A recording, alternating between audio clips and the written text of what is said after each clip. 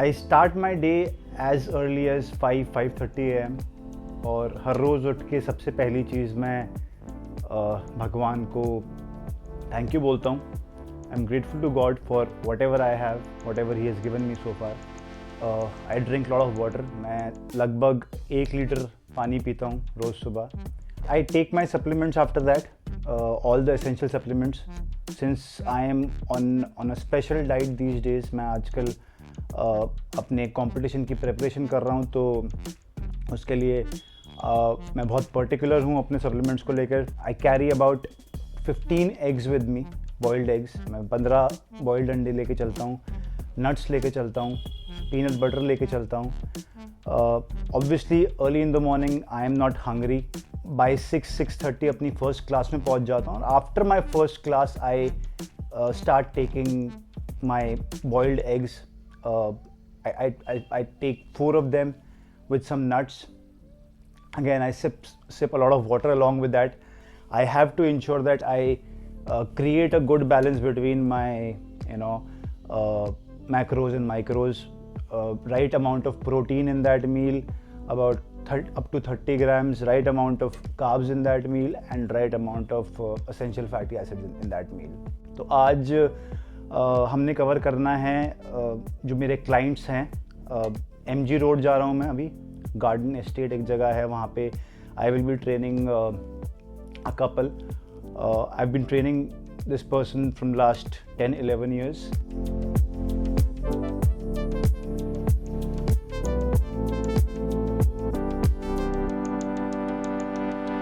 He is in his 40s right now.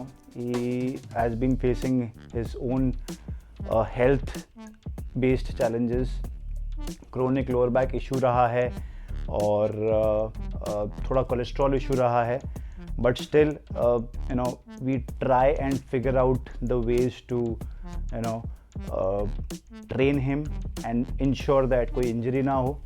और साथ में जो इनकी वाइफ हैं, she is also very she is very strong. के बाद मैं कुछ 8-10 किलोमीटर आगे जाऊंगा अपने नेक्स्ट स्टूडेंट के पास, जिनका फिटनेस गोल और जो हेल्थ स्पेसिफिकेशंस हैं वो अलग हैं. उसके बाद मैं और 8-10 किलोमीटर आगे जाऊंगा, सेक्टर 65 गुड़गांव एक्चुअली, जिनका और डिफरेंट है. तो जब from one student to the other जब स्विच करना पड़ता है तो बहुत ज़्यादा एनर्जी लगती है, बहुत ज़्यादा दिमाग लगाना पड़ता है, पहले से प्लान करके चलना पड़ता है बहुत बारी. और एक और बहुत बड़ा चैलेंज है जो मैं डेली रूटीन में अपने फेस करता हूँ, वो ये है कि ट्रैवल बहुत है मेरा.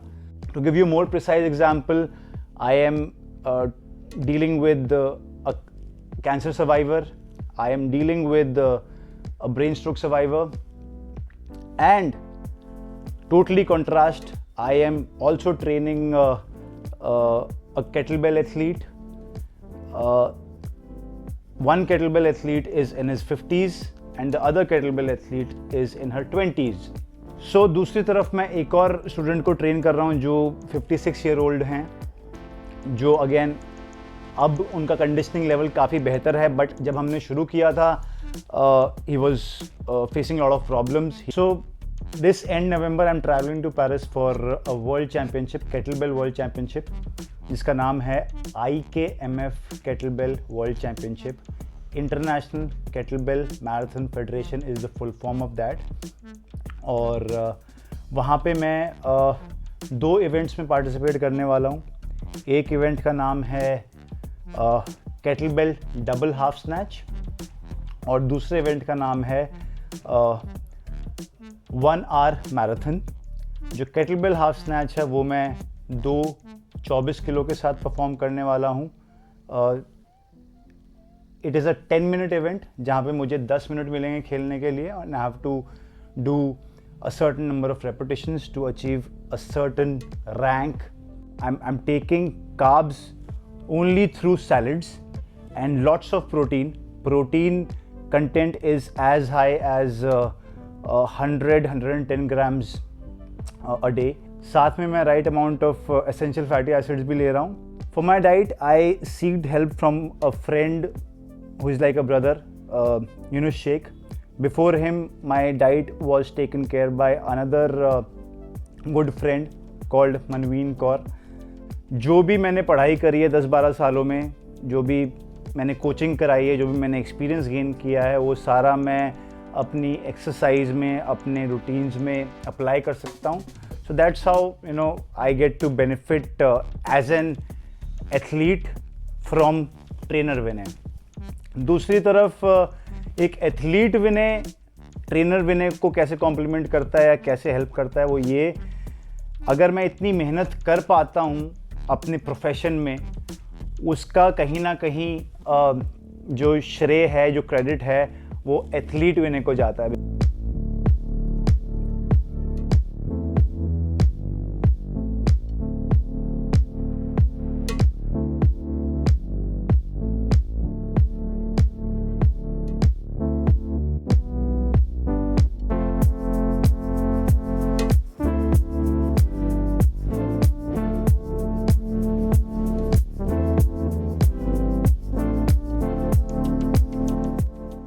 आज मैंने जो वर्कआउट किया है वो था 1 arm jerks 24 किलो से, 20 मिनट्स का सेट था. It was relatively easy workout today. Otherwise during my intense days क्या होता है कि एक एक सेकंड बड़ा मैटर करता है, एक एक रेप बहुत ज़्यादा मैटर करता है, बहुत ज़्यादा कट टू कट रेपिटेशंस चलते हैं और बहुत डॉन्टिंग होता है. But that is the essence of almost every sport, and that is the beauty of my kettlebell sport. वहाँ पे जो मैं aim कर रहा हूँ, I am aiming for a rank called MSWC, Master of Sport in World Class, double half snatch में. Whereas मैं 1 arm jerk full marathon में aim कर रहा हूँ CMS, Candidate of Master of Sport. मेरा प्राइमरी फोकस रहेगा double half snatch पे, because वो एक काफ़ी बड़ी रैंक है. तो जहाँ तक इंजरी फ्री रहने का सवाल है, सबसे ज़्यादा इम्पॉर्टेंट चीज़ हो जाती है, वन ऑफ द इम्पॉर्टेंट चीज़ हो जाती है कि भैया जो आप वर्कआउट कर रहे हो या करा रहे हो, you have to know your thing, you have to be thorough with your subject, whatever workout you plan for yourself और प्लान फॉर योर स्टूडेंट, वो उसका ज्ञान होना बहुत ज़रूरी है. उसके बिना करने का कोई फ़ायदा नहीं है. यार जर्नी एक्साइटिंग थी, as difficult as previous years. पहले के सालों की तरह मुश्किल तो थी, लेकिन एक्साइटिंग थी, मज़ा आया बहुत. यहाँ से हम 24 तारीख की रात को 25 तारीख को निकले. 26 तारीख को हमारा वे इन था, 27-28 को हमारा इवेंट था. तो ओवरऑल बढ़िया रहा. रूटीन मैनेज करना डिफ़िकल्ट रहता है, लेकिन पहले मैं खेल चुका हूँ तो बॉडी और माइंड यूज्ड टू है कि किस तरह से यहाँ से प्रिपरेशन करके जानी है, क्या खाना है क्या नहीं खाना. वहाँ पे जो है वे इन से पहले थोड़ा सा डिसिप्लिन रहना पड़ता है खाने को लेके, क्योंकि थोड़ा वाटर कंट्रोल में कंज्यूम करना पड़ता है, खाना थोड़ा सा फास्टेड स्टेट में रहना पड़ता है. तो वही चैलेंज है, वही मुश्किल फेस करनी पड़ती है एज एन एथलीट. जो मेरे अचीवमेंट है उसके बारे में मैं बात करना चाहूँगा अभी. 2 इवेंट खेले मैंने. डे 1 पे जो इवेंट था उसका नाम था double kettlebell half snatch, 24 kilo के साथ, और उसमें मेरा टारगेट था 70 रेपिटेशंस का, और 71 रेपिटेशंस मैंने मारे. 70 रेपिटेशंस में एक रैंक अचीव करनी थी मेरे को, MSWC, master of sport in world class, जो आज तक किसी हिंदुस्तानी ने नहीं करी है, वो मैंने करी. तो उसके लिए मैं बहुत खुश हूँ.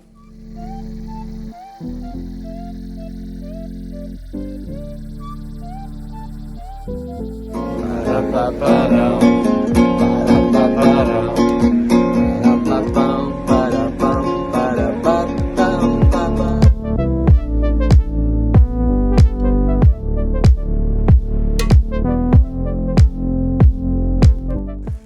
2 पे जो मेरा इवेंट था उसका नाम था 1 arm kettlebell jerk full marathon, जो 1 घंटे तक चलती है नॉन स्टॉप। उसमें आप केटलबेल रख नहीं सकते हैं। 28 किलो से मेरे को खेलना था।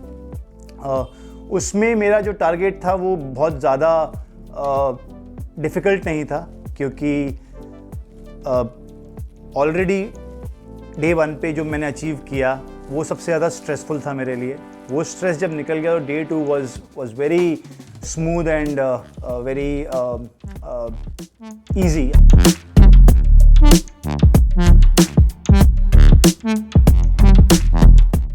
मैंने अपने दोनों इवेंट्स में गोल्ड मेडल जीते हैं। बहुत अमेजिंग फीलिंग है। किसी भी एथलीट के लिए कोई भी मेडल जीतना, कोई भी अचीवमेंट करना एक बहुत ही इमोशनल मोमेंट होता है, जो मेरे लिए काफ़ी इमोशनल था।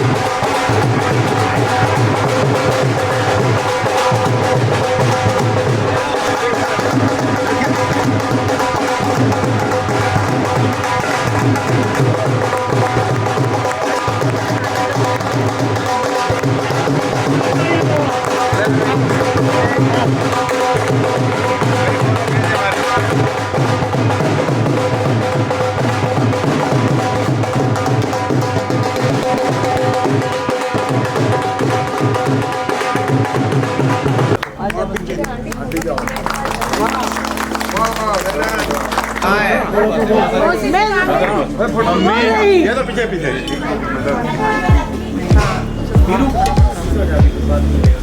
बना हुआ है का मेरे साथ आपने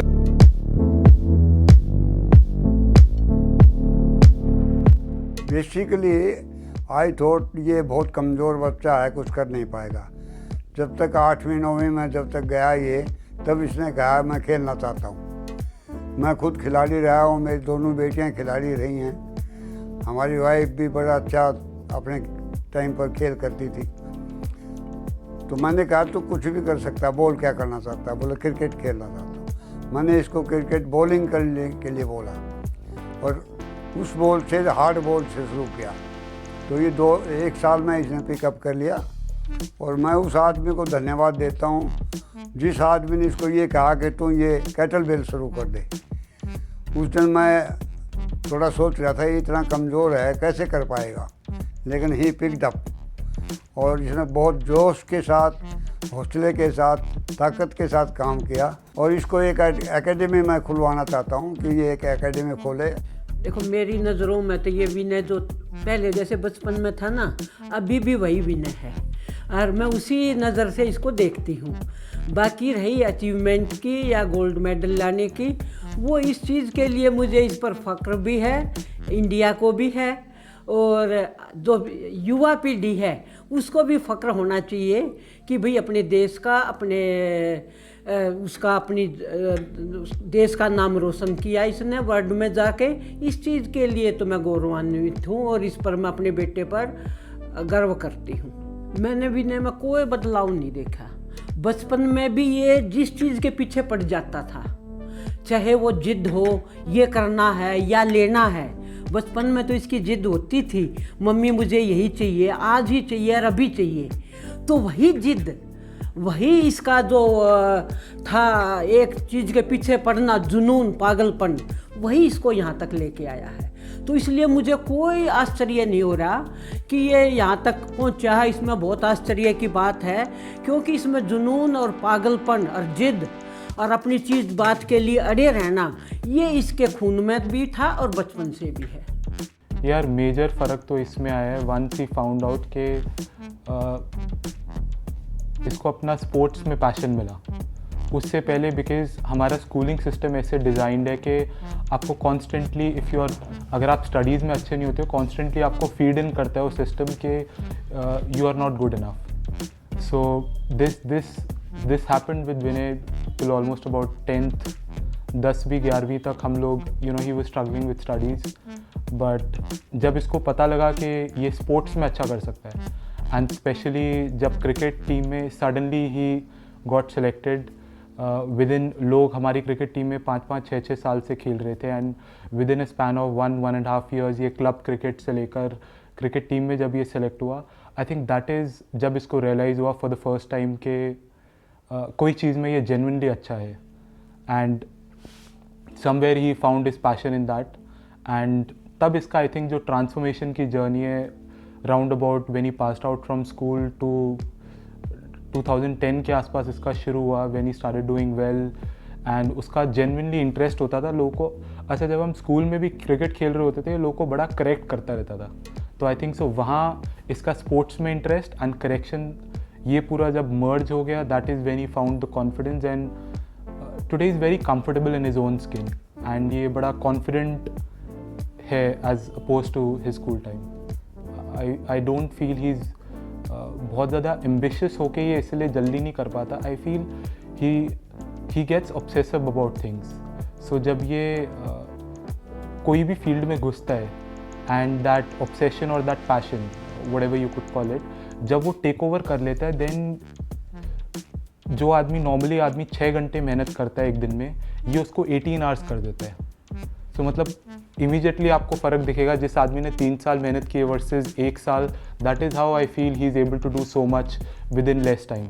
आई रिमेंबर जब हम लोगों ने क्लब क्रिकेट शुरू किया था within 6 months time he was in the cricket team and जब भी मैं आंटी से मिलने आता था घर पे तब आंटी कंप्लेन करती थी कि रात को 2-2 3-3 बजे तक बॉल्स की प्रैक्टिस करता रहता था एंड सोता नहीं था।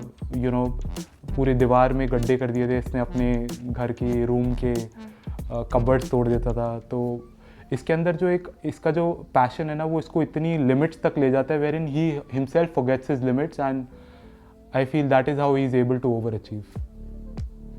I personally prefer the trainer Vinay because trainer Vinay is very compassionate, very kind, very understanding. But as an athlete, I feel sometimes as an athlete वो अपने आप की तरफ अपने आप को इतना ज़्यादा स्ट्रेच कर देता है, तो वो एक जो अंडरस्टैंडिंग है वो अपने साथ ही एज एन एथलीट ये हर बार अपनी लिमिट्स क्रॉस करना चाहता है, बट एज ए ट्रेनर वो एक स्टेप बाय स्टेप पूरा प्रोसेस फॉलो करता है। तो मेरे को पर्सनली ट्रेनर विनय ज़्यादा बेटर लगता है as an athlete. As an athlete वो अपने आप के लिए बहुत अनकाइंड और बहुत ज़्यादा अपने आप को स्ट्रेच करने की कोशिश करता है, बट एज ए ट्रेनर वो बहुत ज़्यादा हेल्पफुल, काइंड, अंडरस्टैंडिंग है। तो अब मैं आगे आने वाले टाइम में कोशिश करूँगा कि मैं 2 32 किलो की केटलबेल के साथ खेलूँ, जो भी इवेंट खेलूँ। ज़्यादा डिटेल्स मैं इस टाइम रिवील नहीं कर सकता, लेकिन हाँ इतना ज़रूर कहूँगा कि मैं अपना बेस्ट दूंगा 2 32 किलो की केटलबेल के साथ। सो मैं बहुत जल्दी एक बॉडी ट्रांसफॉर्मेशन जर्नी पे जाने वाला हूँ, जहाँ पे मैं थोड़ा सा मसल मास गेन करूँगा, अपना शरीर चेंज करूँगा, और ये पूरी जर्नी आपको बहुत जल्द bodyandstrength.com पे देखने को मिलेगी। So stay tuned at bodyandstrength.com। Cheers.